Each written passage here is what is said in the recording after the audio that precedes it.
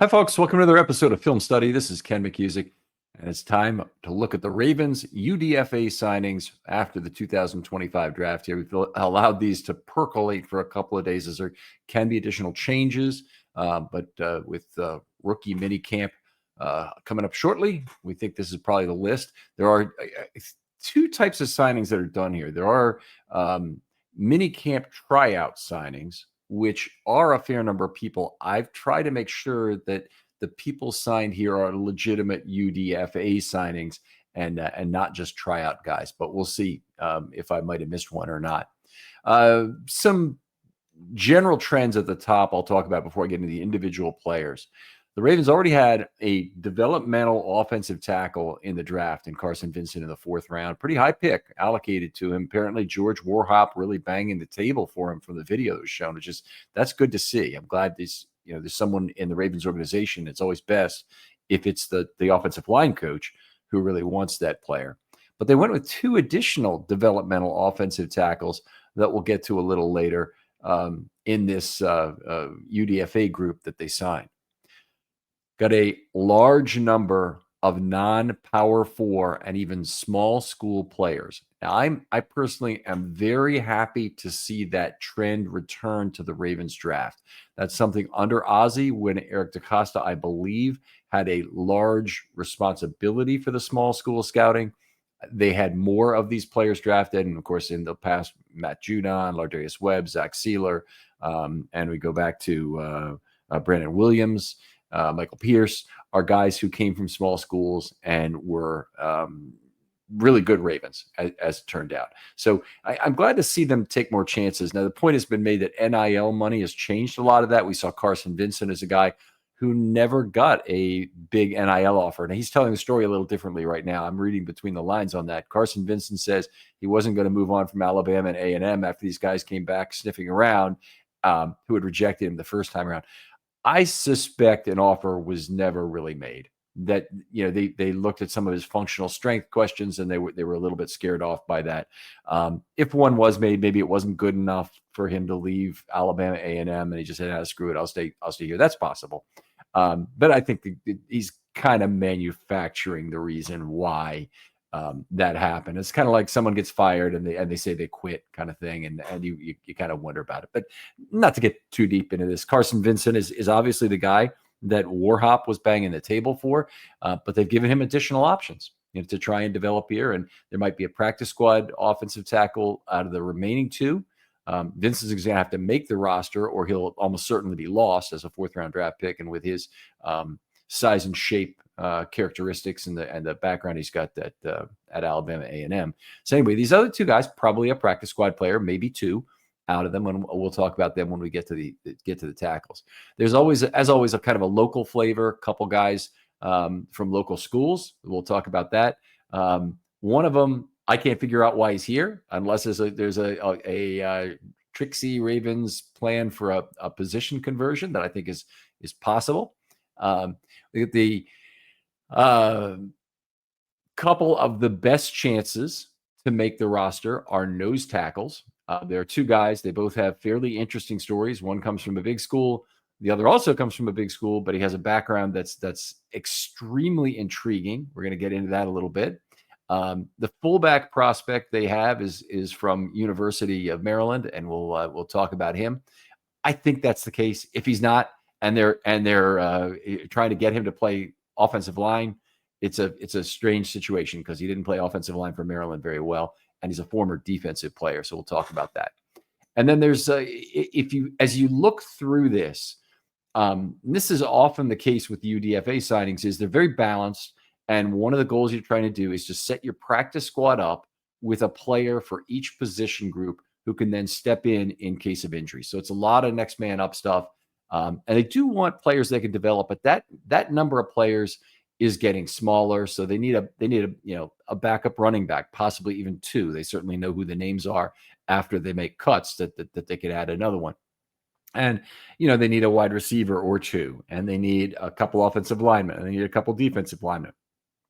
And there is set to make that next move and activate someone as they need. Lots of possibility of activating a special teams player. Last year, it was a special teams player / third running back that got activated a number of weeks.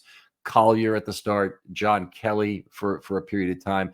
And those guys they might have not gotten any carries between them. Collier might have had a couple of carries, but what they had was almost none. The Ravens basically didn't have a third running back carry, hardly any, until Mitchell came back. I think Ali had a few carries too.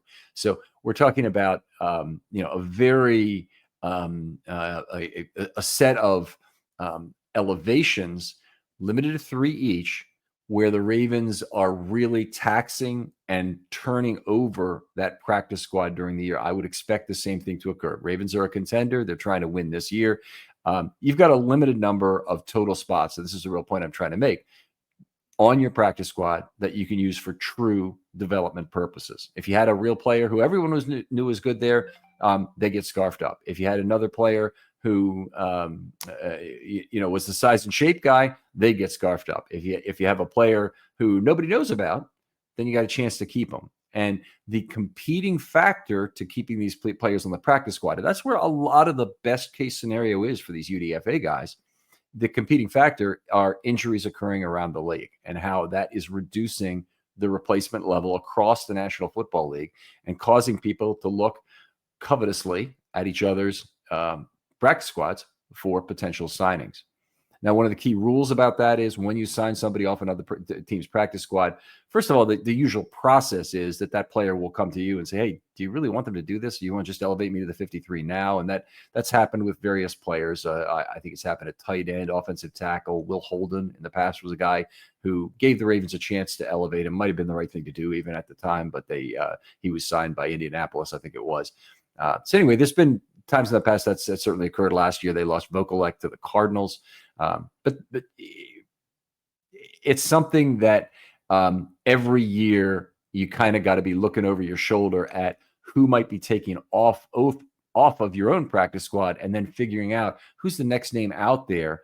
And it would be a street level player, wouldn't be on somebody else's practice squad who you need to then sign to your practice squad to be a potential backup.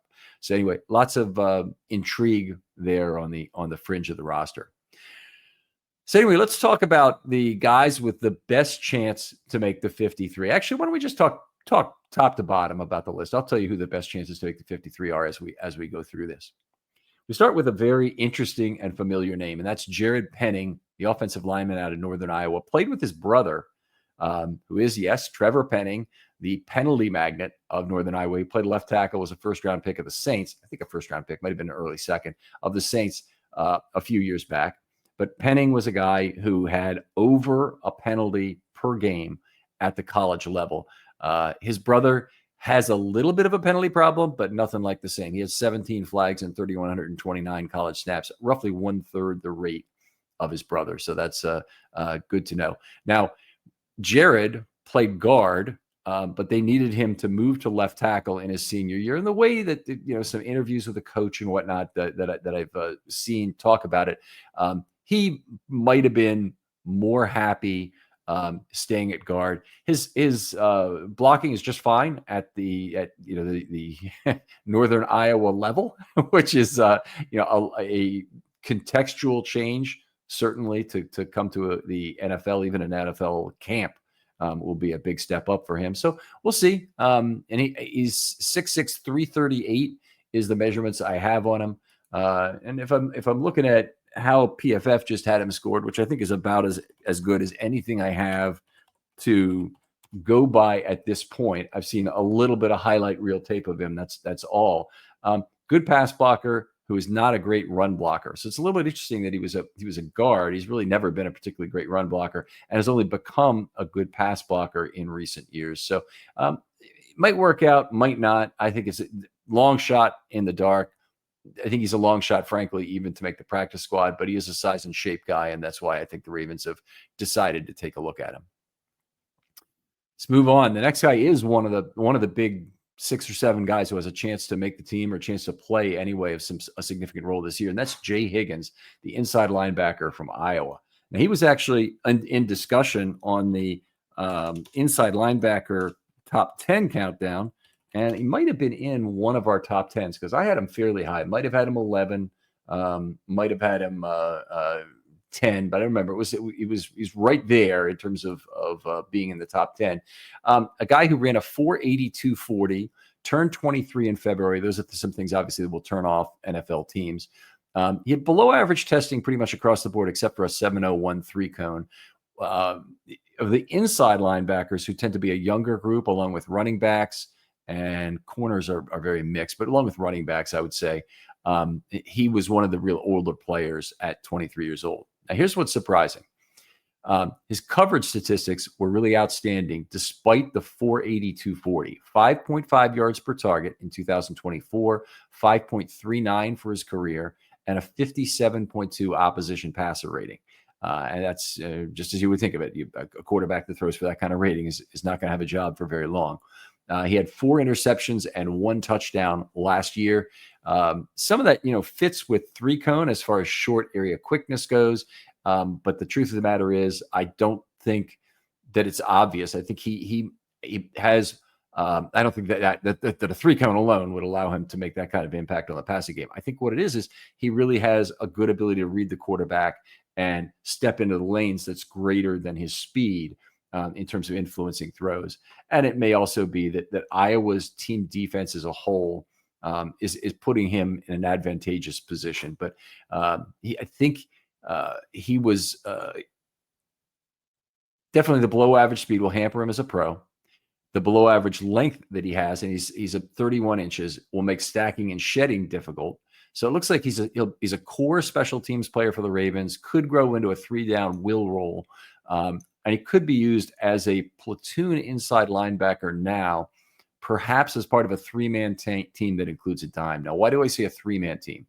Well, because I don't think he's the ideal guy to have on the field for first down.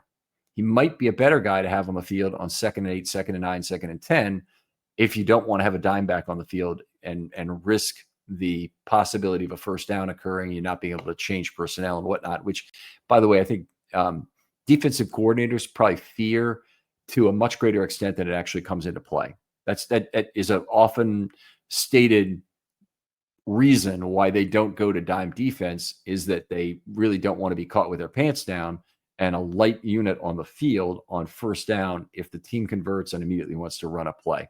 So since I don't think that's that big a deal, I'd point back to the era of Donnell Ellerbe. So they had McClain, Donnell Ellerbe, and a dime back playing. That's a 3-man platoon. I think that sort of thing is possible for the Ravens. It's one of the nice things about doing that is that it gives some additional people some snaps at the will position, gives you a chance to look at some more people, gets you a chance to see if you have real specialization value. And I'm just not sure that Higgins will hold up in the NFL the way he did at Iowa, with extremely good and kind of anomalistic pass coverage statistics. So he's good metrics, and I'm just not convinced that he can continue that at the next level. But he has a pretty good chance to make the team. I think he'd be a team captain at Iowa, the unquestioned leader of a good Iowa defense. If you look at any kind of video of the Iowa defense, he moves people around pre-snap. There's a lot going on there, and Higgins would be a guy who certainly, if he picks up the special teams aspect and is good there, he's a little shy on speed to play special teams, by the way, but you don't have to be perfect in every respect. So if he particularly if it's kickoff coverage, which you're trying to be more impactful with this year, he's going to have a relatively short distance to run. So I think he could help the Ravens there. Maybe he's a guy who gets elevated on a weekly basis for several weeks. Maybe he's a guy who actually makes the roster, because the Ravens are very short at the end of the roster. They've got Jake Hummel and the 2 starters right now, and then they've got Teddy Buchanan as a 4th. They might want a 5th active on a regular game. They might also just go with 4, but Higgins as a backup linebacker and a special teams player, I think is somewhat intriguing. I think he is one of the guys from the UDFA group that has a chance to make the roster. Okay, we move on to one of the most interesting players in the group, and that's Isaac Bunyan of Maryland. Now, I don't know exactly what's going on with Mr. Bunyan and his situation. I do know he was not a good player for Maryland this last year. Now, his background is a strange one. For 2021 to 23, he was a defensive player, a nose tackle, and he accumulated 500 total snaps as a nose. I wouldn't say he was terrible, but I also wouldn't say in any way did he put himself out there as an NFL prospect at nose tackle. So he moves to guard in 2024 and plays offense. Let me get to that for a minute. And I want to report this as PFF has it because it's just strange as hell. So on offense, he had an absolutely terrible pass blocking season, a 27.5 PFF rating there. He also had a 49.3 run blocking rating, which doesn't really speak to what I'm about to suggest here. The Ravens have to have some sort of conversion in mind. And I guess there are three possible. Number one is he could go back to defense. And I guess that's conceivable. The Ravens need nose tackles. Maybe they thought Bunyan was the right size for it. He's 6'3", 321, so he kind of is the right size to play nose. They may have decided, hey, we like his size and shape characteristics. There's something about what we saw in him as a nose tackle that we think we can expand on. It's conceivable, okay? Number two is they want to convert him into a long snapper. Now, I don't think that's likely, but I just can't think of too many options in terms of what it might be otherwise. So does that make sense? Probably not. Your long snapper should be able to run a little bit, get downfield to cover punts, for example. Your long snapper is not the blocking position that it was in past years in the NFL where you could basically abuse the long snapper. Now you really can't do that. And I don't really think that's what they're searching for. And then the third thing, which I think makes probably the most sense, given it's the Baltimore Ravens, is that they're looking at Isaac Bunyan as a potential fullback replacement for Patrick Ricard in 2026. And so we'll go to camp. We'll see him. It'll be interesting to see, whether he's dressed up in a white or a purple jersey. Frankly, what number does he wear? That's another interesting one because he probably will be wearing an eligible receiver number like 42 that Patrick Ricard wears if he's going to be used as a fullback. He doesn't have to. Technically, he just has to report in eligible on all the snaps. So we'll see. We'll see how they use him in camp. But that's what I'm expecting. I'm expecting it to be the unexpected because I look at this record as a pass blocker and ain't no way he's making it as a guard. Could possibly be moving back to nose tackles. Anyway, Isaac Bunyan, I'm going to be looking at him in camp and really seeing, what are they trying to do with him. All right. We got the edge from Towson. I'm just going to say Fortabo. I don't know if that's the actual pronunciation for it or not. 6'3", 2.25, built like a wide receiver, a big, hefty wide receiver, but a wide receiver nonetheless. He's an edge defender who played 1 year at Virginia Lynchburg in 2022, then one more in Towson at 2024. Before Virginia Lynchburg, actually, he might have played 2 years at Virginia Lynchburg. I may have that wrong. He attended Alderson Broaddus University in 2021. So he's been in college anyway for at least 4 years. No, he did sit out 2023 due to transfer rules. So that's explained at least. But he came back and he had a good year as a pass rusher in 2024. Another guy with a local flavor to him like Bunyan. 10.3 pass rush productivity rate, which is pretty good, which was 17th, in fact, of 408 pass rushers with 200 plus pass rush snaps. That's in the 96th percentile per PFF. His finish rate actually is pretty good too, at 36.1% in the 58th percentile. There's no other athletic testing info I have on the guy. Definitely one of the players I want to watch in camp. One of the big things is going to be how much weight is he carrying, because obviously at 6'3", 225, he's too small to be an edge rusher in the NFL, but the Ravens may have a plan for him. And this may be someone who Chuck Smith really likes characteristics of and said, you know what, if you can just give me one guy out of this process, give me Fortabo and I'll work with him and see what we can get. And I'm sure I'm butchering the pronunciation of that name. Didn't have time to look all these up as I was putting this together. Next player is Jamal Banks, the wide receiver from Nebraska. Very classic Derek Boston, I think it is.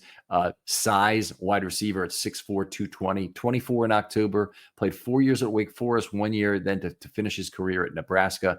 He's an ex-receiver. He catches the football pretty well with a 2.6 career drop rate. And he's been good on contested balls at 55.2%. But here's what's bad. Those contested balls are 29% of his targets. And that's telling me there's a guy who doesn't get a lot of separation on his own. And the other thing that's not good about a receiver who's primarily a deep threat is that he has just 5 missed tackles forced on 151 career receptions and only 2.1 yak per reception. Now, if you get behind the defense, once in a while, you're going to take it the last 30 yards and score yourself, or you should. But that really held the 2.1 yak per reception held down his yards per target, which were only 8.5. The passer rating thrown to him, however, was 105 career, which I can say confidently beat the spread of the QBs throwing to him at Nebraska and at Wake as well. Now, they might have had somebody who was throwing the ball pretty well during that time, but they did nothing. Those teams, no way in hell did they have an aggregate 105 quarterback rating over that period. Cam Ward, for example, or actually Shedeur Sanders is one I know for sure, had a 115 quarterback rating last year. And the Nebraska quarterback in particular is nowhere near there. I don't think the Wake quarterbacks were either. So Jamal Banks, classic size. That's a theme you will see the Ravens repeat over and over again. I look at the camp roster every time. They hand us a new sheet every day so we can mark off who's present at practice. And you'll notice that they really like their receivers 6 feet and up. And they want guys. They value length the same way they do really at the corner position. So you'll see the Ravens have, collect aircraft carrier corners, and the slot guys, they really have to fight for an opportunity with the Ravens. In their current situation, they're really in the process of collecting outside corners, which they're Kone and Longerbeam both are, because I don't really believe. I think they'll try and address their slot corner situation with some combination of Ardarius Washington, Humphrey, and Hamilton. So I don't think they're really looking for additional players to play the slot. All right, let's move on. Marquise Robinson, a cornerback from Arkansas. I don't have a lot of information on him. He's 6'1", 192. I don't have an age, but he did play a year of JUCO ball, 2 years at South Alabama, and then 1 year at Arkansas. So he's probably either 22 or 23. 8.6 yards per target in the SEC with a 108 quarterback rating and a 1 every 79 penalty rate, which is quite high. There's nothing. I mean, he's playing in the SEC. Good. I'm glad Arkansas liked him, but I there's nothing in that screams out he's going to make the team. He might be a guy you keep around.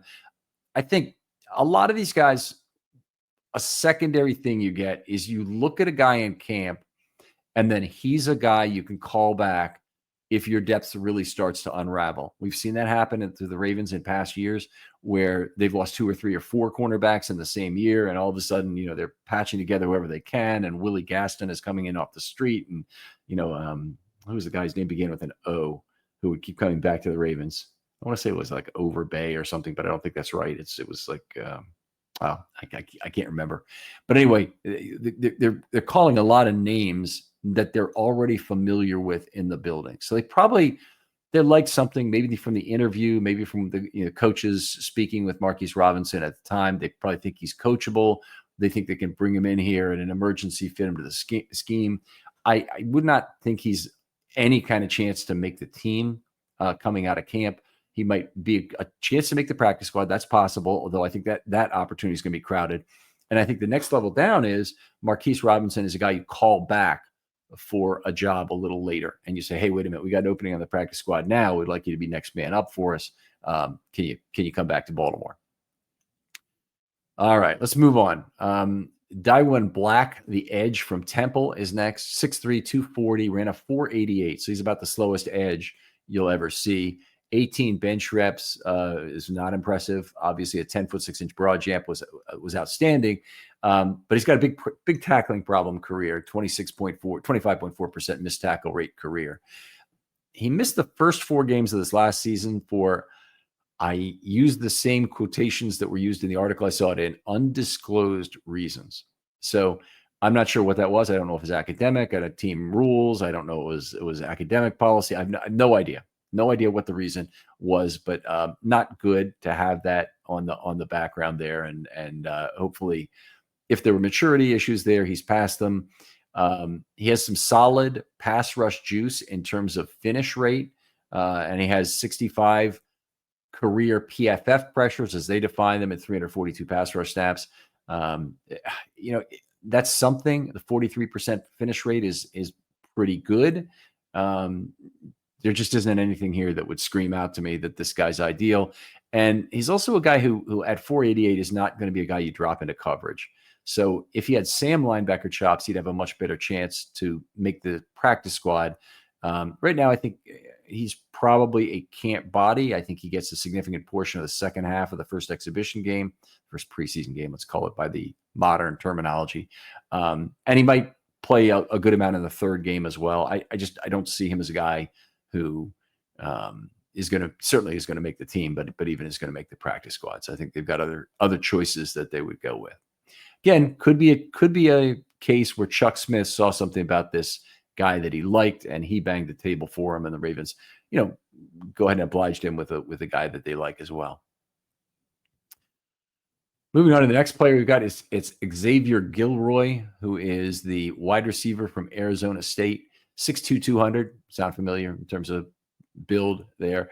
Played 3 years at Idaho State and then 2 years at Arizona State. I do not have an age on the guy. Again, nice whitewashing Mr. Gilroy's agent, but he would be either 23 or 24 years old with that kind of a background. Had a good year last year with 127.1 passer rating throwing to him. And that is in contrast to the fact that his yak per reception was a fairly low 3.7. That's below the line. I forgot what the average is. It's around 4 and change. Maybe it be right, even 5 among the receivers who had 50 targets. But still averaged 8.9 yards per target in 2024. So, definitely not in the elite wide receiver category. However, everybody who's being signed to a practice squad has more warts than not among the characteristics you want at the position. And they're most of the time they're being brought in for one or two things that the team really likes about them, or in general that they're a guy that's just off the list. And the guys who are just off the list to be drafted, they cost you money. So you have to spend a significant portion of your pool to get a player like that, of your UDFA dollars pool. I don't think Dawan Black is a guy they had to give money to. In terms of that, I don't think Xavier Gilroy was a guy they had to give a lot of money to. I could be wrong, but my guess would be 5,000 or less on these guys, or whatever the minimum is. Is where they would be near to. Has a terrible contested catch rate career with 17 of 44, and terrible. That's probably a little bit of an overstatement. A below average contested catch rate for his career. Again, fits the Ravens mold of the wide receivers are 6'1" and up and have good size. So that they're looking for size. They're looking for backup X. And the way the Ravens have solved that problem the last couple of years is by having veterans they brought in. I mean, we have camp darlings every year. Oh my God, this guy's catching the ball so well. And, he's going to be the guy. Dayton Wade really looked like a guy who should have gotten a chance last year at some point. And they gave it to everybody else under creation here, Sims and Miller and Kirkwood and all these other guys, these veteran players who are just hanging around. And for whatever reason, that's what the Ravens seem to have stuck with in the last few years. I kind of have been a little bit bothered by their love of older veteran players. We'll call it the 27 to 31, 32-year-old even wide receivers that they keep around in a stable and they bring on. But last year, I wouldn't say it failed them. Sims made a couple plays. Miller made a couple plays. Neither of them was great. And the guy they brought in who was, supposed to be better, and they actually traded something for him, Deontay Johnson, was unbelievably bad. He's the worst wide receiver they had the whole year. So would Dayton Wade have made the difference? Would he have been a better player than Deontay Johnson? Probably, because Deontay Johnson was terrible. But they took their shot, tried to get a punt returner out of the deal, and it just didn't happen to work out. All right, let's move on. Next guy on the list is Marcus Major, a running back from Minnesota, 6 feet 213, 461.40. He played 5 years at Oklahoma, and then one more at Minnesota. So a 6-year college veteran. Loving that college life, obviously. Can't say I blame him. I loved it too, and was in school for a similar amount of time. But 24 or 25 years old for Marcus Major is, for a running back, I don't see a second contract in his future. Let's put it that way.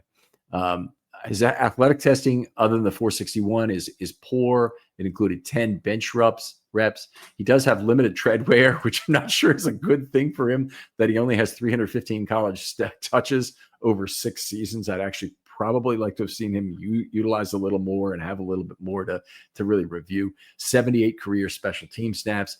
The Ravens rolled through a number of RB3s last year, as I kind of mentioned earlier on the show. Collier and Kelly and some guys that Ali even really was no more than an RB3 as it turned out. But the first 2 guys, they were called up 3 times and then released. So they were bodies to fill out the special teams unit, be the third running back while the Ravens waited for Keaton Mitchell to be ready to play. I wouldn't rule that out as happening at some point during the year, depending on what the injury, how the Ravens depth holds out. So anyway, Marcus Major, another body. He's a fairly big back, and definitely gives you something in terms of as a runner, but is not there's no measurable, there's no component of his college career or whatnot that says this guy's definitely going to work out. Next guy is Keandre Jackson, the safety from Illinois State. Now, he's a very big safety. I saw him at one point reported that he was 6'3", 215. I think the truth is closer to 6'1", 215. That's what I got from one of the sources that I trust. Has 518 career special teams snaps. Those have come across 5 units, including the field block unit, plus the kick and punt both ways. So there's a guy who can help you on special teams, and he could very well be an elevation at some point during the season. A guy that I think fits the mold of a typical player, can give you maybe a little bit of defensive help. But my guess is, based on this next thing, they do not really trust this guy to jump right in on the back end at safety. So he's more like a Sanusi Kane clone who might come up to the team if you happen to need him. 8.9 yards per target, 11.3 career passer rating against him. He did have an outstanding coverage grade nonetheless via PFF. Take that as you will. I never like to see a high yards per target. By the way, here's one of the problems with PFF, and this is an issue with Starks as well, is that if anything, PFF is being kind to Starks and Keandre Jackson because they charge fewer targets to the safety and more to the inside linebacker that are between level 2 and 3. And if you look at another source like Pro Football Reference, they charge many more to the safety once it gets over the linebacker's head. So safeties tend to benefit by the PFF accounting. And for example, the best one I can come up with is that Jackson, in his 4 years with the Bears prior to coming to the Ravens last year, had 100 PFF coverage snaps. He had 144 PFR coverage snaps. That's a big difference in terms of assigning accountability. But he also had a 10.0 yards per target from PFF and 10.44, I believe it was, from I think it was 10. Now maybe 10.4, might have been 10.5 even from PFR. So it was a high, more targets and a higher yards per target on those throws. All right, so he has played roughly 40% of his snaps on the back end. That's in 2024. So it's not like has no experience. He just doesn't have any real success at the thing. And remember, he's playing at Illinois State. So this is a jump and a half to move up. But he wasn't, or actually a double jump. He's an honorable mention AP FCS All-American. So the people who make those awards thought, yep, Keandre Johnson is a hell of a football player and might have a chance at the next level. All right, let's move on to Sam Pitts. Again, we're going to Illinois State. We go to Sam Pitts, who's a tight end at Minnesota Duluth. Tall and lean guy. Not massively muscular in any sense. At 6'6", 243. Ran a 4.75 and he has almost 33-inch arms, which is nice. That's a good catch radius that he can present to his quarterback. He was a team captain, the Division II All-American, and a 2-time conference academic All-American as well. I know the Ravens like that. They've got some guys certainly that fit that mold, and I think when they see one, they probably think this is a guy who can learn our system, and we can teach him how to do this. They're in no danger anytime soon of losing Sam Pitts from their practice squad. They didn't bring in another tight end of any sort. So my guess is Sam Pitts is by default going to make the practice squad for the Baltimore Ravens to start the season. I would not expect anything else. And are the Ravens likely to add another tight end? It could happen, but they can't really sign a guy to a veteran contract and give him guaranteed money. They can only sign a guy to a veteran contract, or basically sign him for what amounts to a camp tryout that they will then decide at the end of that whether he or Pitts is the guy they want to gamble on for the regular season at the top of their practice squad. I guess it's still possible Mark Andrews could be traded. I think it became a lot less likely now that there's no meaningful 2025 draft compensation, I should say. So yes, if he plays out this year, goes to free agency, and same thing with likely, whatever they get in terms of draft compensation will be in 2027. Won't be determined until after their quality of play is determined from the 2026 season, what those draft picks are worth. But potentially both of them could be signed, and you really hope the Ravens would be able to sign one of them, and be able to at least keep the tight end group together. Charlie Kolar, also a free agent. Patrick Ricard, also a free agent. So the Ravens have some planning to do. And in a way, it's a little surprising that Sam Pitts is all they have done to address tight end going into this season. You think, so they're a year away from Armageddon at the tight end position, and they really need to have to very quickly figure out how to fill out the roster. Ain't going to be an easy thing. They might have to overexpend in terms of cap dollars, whether that's signing their own or signing somebody else's. It might mess up some of the comp pick offsets they have if they go outside the organization to sign someone. So however you cut it, it's going to be a stressed position after the 2025 season. And I know everybody only cares about winning now, but you got to win. You got to care about winning in 26 and 27 as well.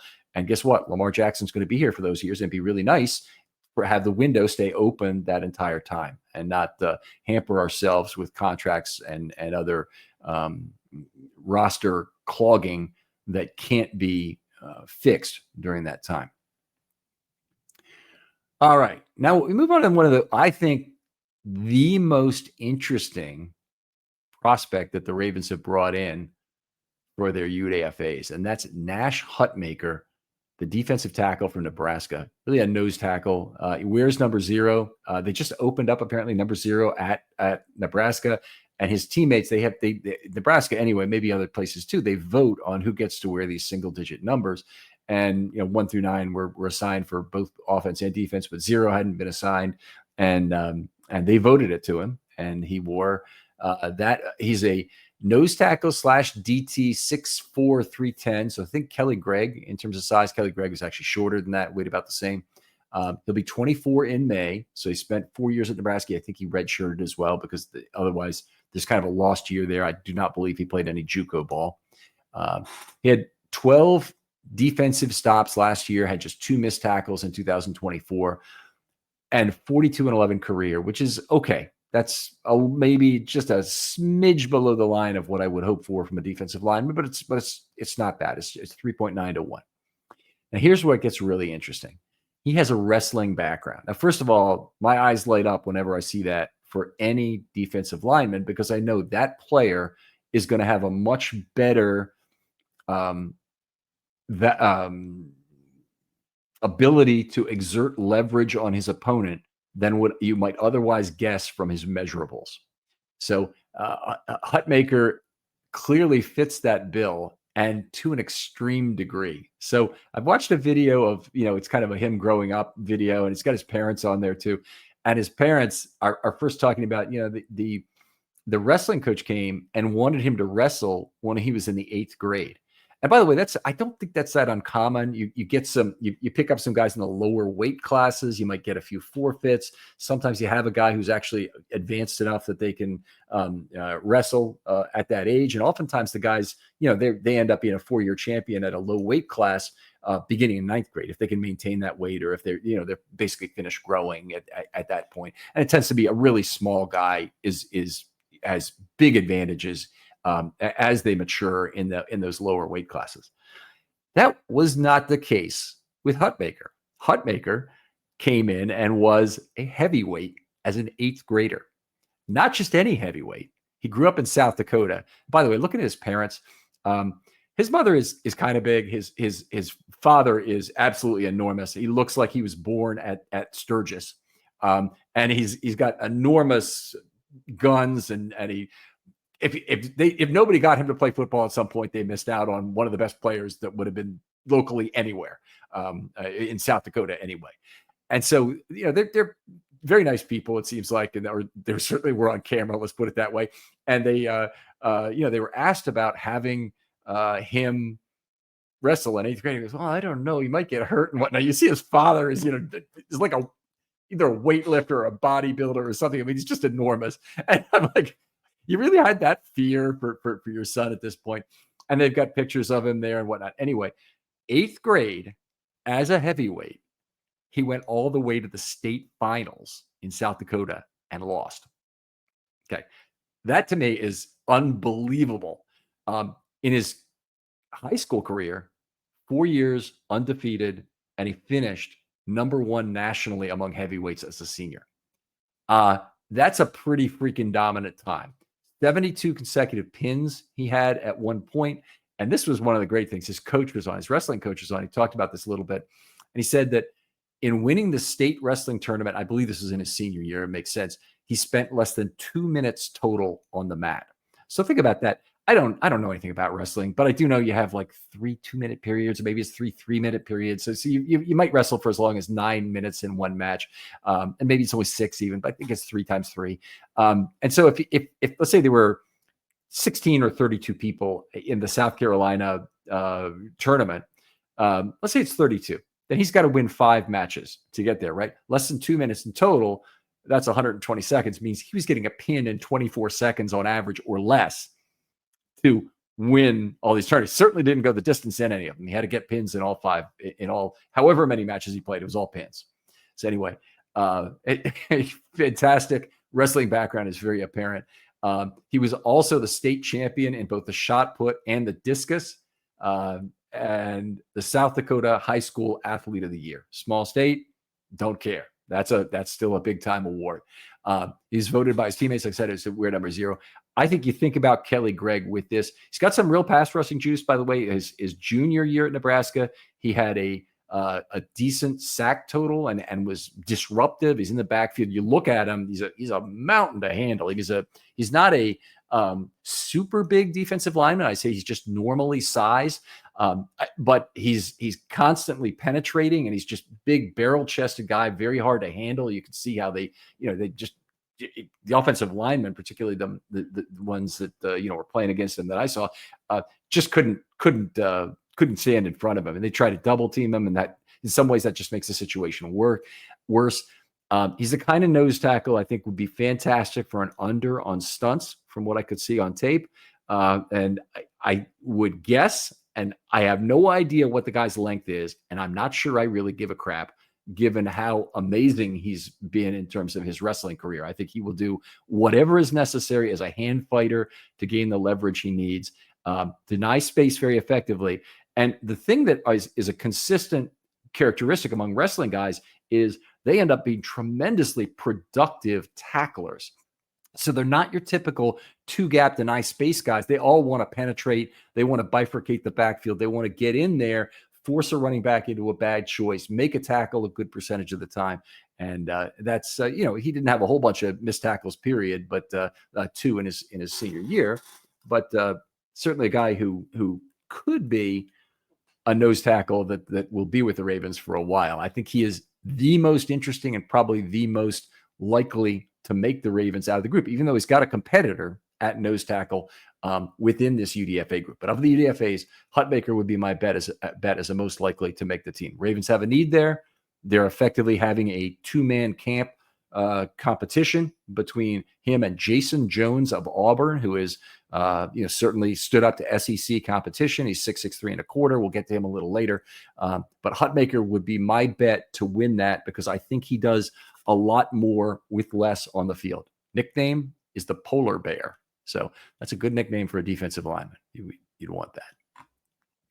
All right, let's move on. How many do I have left to do here?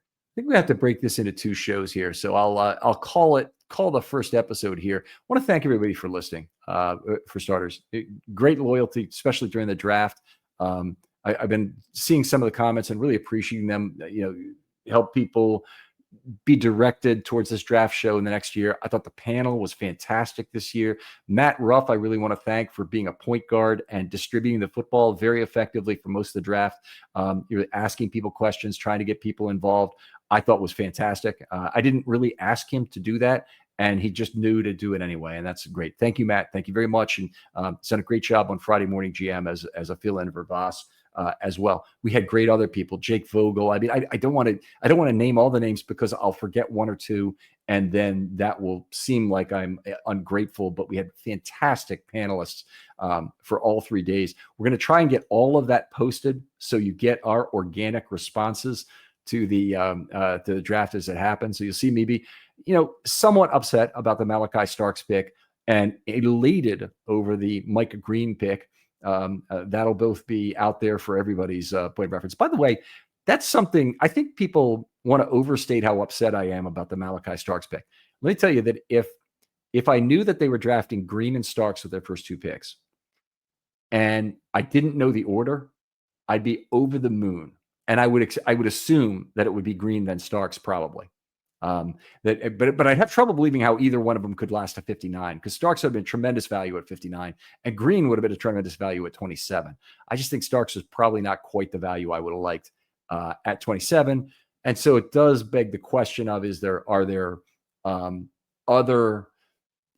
forgivable, that they really then went out and took a chance on Green appropriate? And it's really only whatever they believe about their own due diligence, whether or not it's good enough. And if they believe it, and if Mike Green can be the player and the citizen we hope he'll be, it's going to be an unbelievable draft pick that is way more gain in value than the relatively small amount that Starks was an overdraft in my mind. And again, hopefully the national pundits are right, because every single one of them disagrees with me on Starks. They think, hey, great player, does it all, blah, blah, blah.